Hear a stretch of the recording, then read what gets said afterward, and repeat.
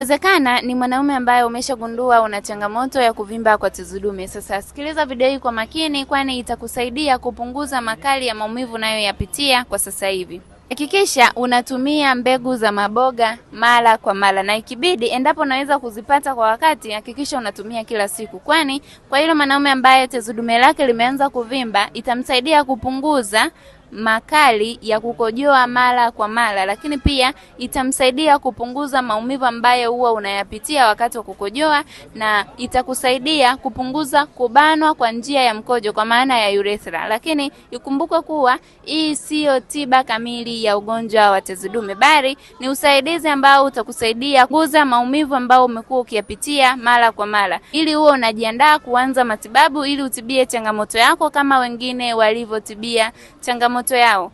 Anti-Afya Imara tunawasaidia wanaume kuondokana na changamoto ambazo zinaathiri mfumo wa uzazi. Kwa hiyo hata wewe ukichukua hatua, tupo tayari kukusaidia. Share ujumbe huu kwa wanaume wengine ili waweze kupata taarifa na waweze kuchukua hatua.